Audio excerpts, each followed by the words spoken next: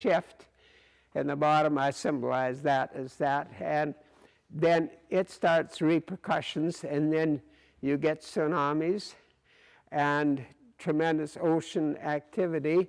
And then along with that is your weather, the sky, whatever, it keeps going. So this was my sort of thinking of this.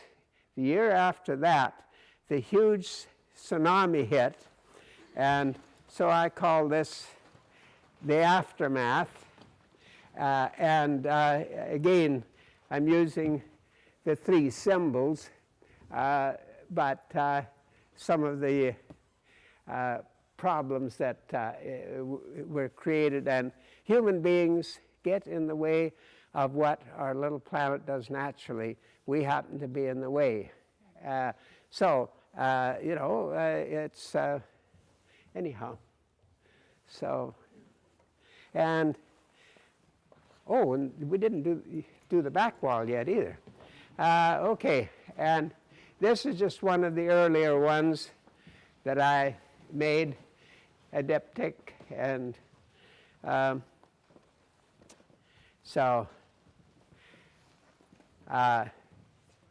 over here, yeah, well, this is one of my, I say true blue, what the heck, you use your imagination, but I just love to play with these colors. This is one of the, in the last 6 months. This one here is a prototype. Tenant of ours married a young whippersnapper who did masks. And when a friend of his, Jim Stanton, trained people who were going to form the new territory of Nunavut.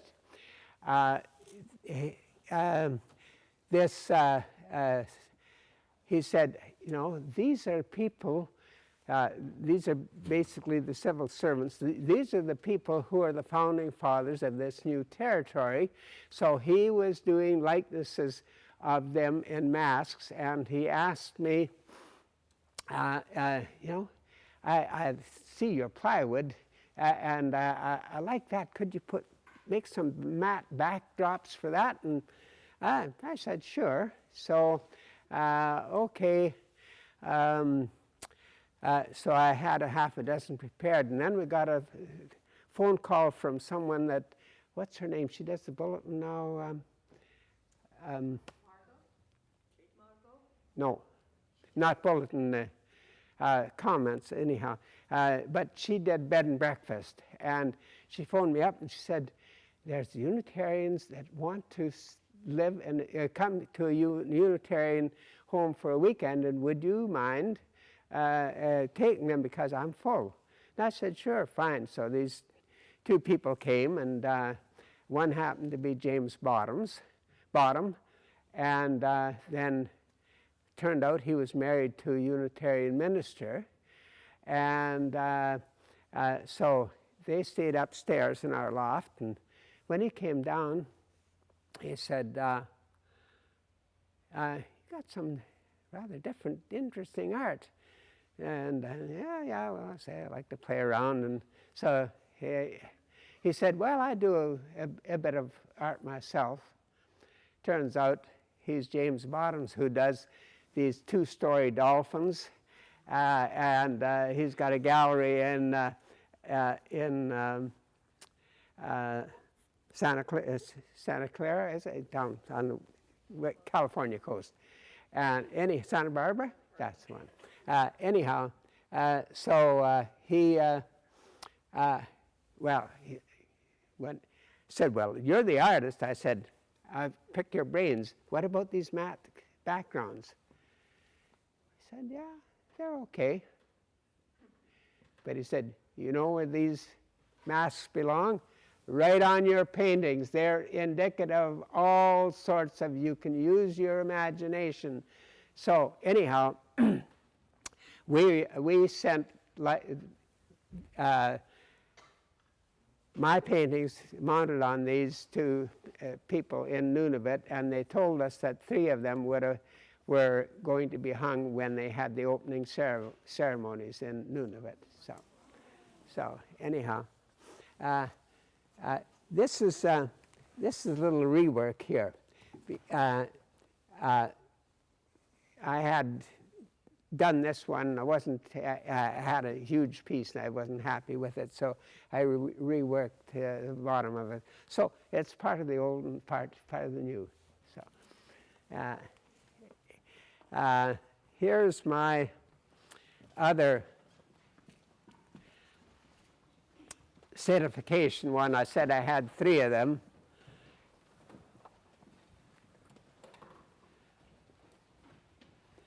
And again, observing what happens in our society, change, and that's what we heard this morning, is change. So, and this is a mini one of the idea of the nightscapes, the nights that we no longer see, so we can't see our neighbors in our galaxy anymore. So there is the Big Dipper in there too. This is an untitled one from way back when, and this skier, they had a competition for doing huge sculptures when they were doing a revamping of the Whistler, and and I thought, well, these would be wonderful. I could have skiers, backpackers, you name it, they could, and I could do these beautifully in an industrial. This is material, by the way, is just very cheap rebar for reinforcing concrete. And the coating is a powder coat, which is now an industrial process that's very, very durable. And I thought, we could do cross-country skiers, whatever. I didn't happen to be shortlisted, but I think it still has, for me, I could, sometimes producing art is very expensive. This, I could just, by the way, I made, it's very difficult to get the right way everything is located, your body parts, your back, etc. So I thought, I eventually made an articulated one like this. All of the joints moved so that I could tighten them up and then put them as for me to start welding. Then I got my point. So anyhow, that's my little process. So. That must have been quite a process to just create the articulated model. Oh yeah. Well, I was a machinist earlier, so I can handle tools, and again, the articulated thumb. For me, tools, the only tools we had in northern Saskatchewan where I was born, and they'd have pliers and a monkey wrench, they'd call it, and hammer and haywire. That's and when we moved to southern Alberta, and I was in grade 8 class, and there they had a lathe, and I was able to use the lathe. I was in seventh heaven. It was fabulous. So my appreciation of tools has been ongoing, and I'm still fascinated by, in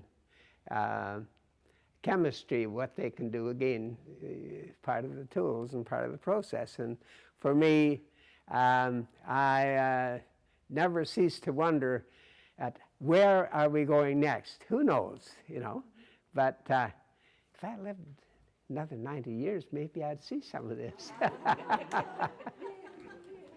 So thank you very much for listening to my indulgences.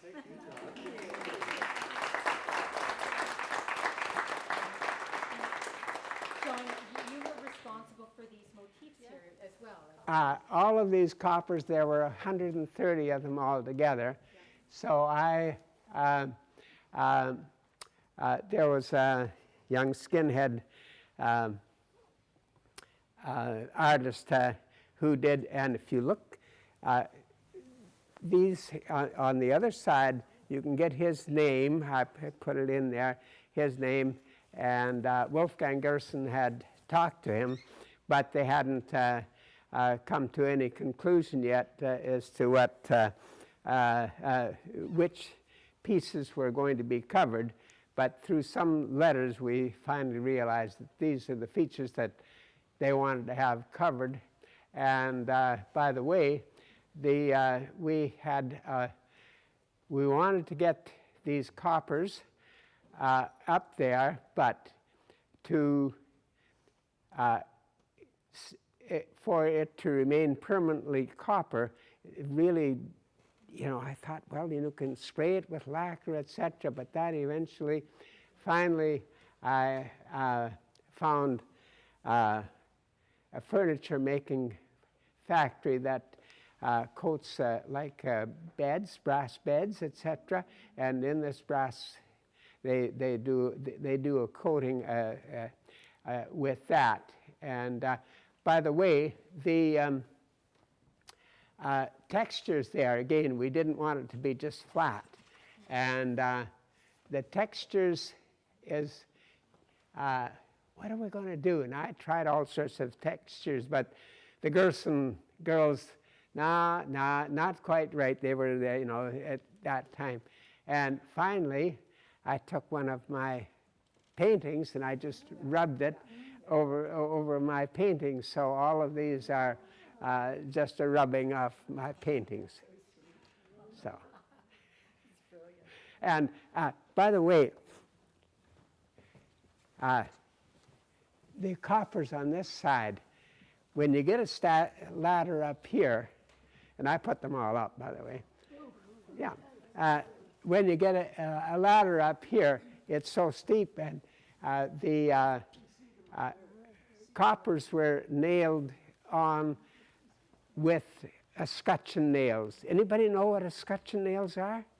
Very small file. Those were the brass nails that they used to have to put around the door plate knob, and they called them escutcheon nails, yeah. So, but anyhow, when I was up here, I'd try to, and then I'd be in danger of falling off backwards. So what I finally did was I had a steel rod about that big, drilled a hole in one end so that the escutcheon nail could stick in partly, and then I put a piece of old inner tube and a slit there. Then I can slit the nail in there. Then when I got the copper up there, I could bang it in with that. Anyhow. So imaginative. Well. Problem solved. Thank you so much. Oh, thank you. It's always fun. It's always fun to show someone else your mud pies. Yes. Gets us wanting to make mud pies too.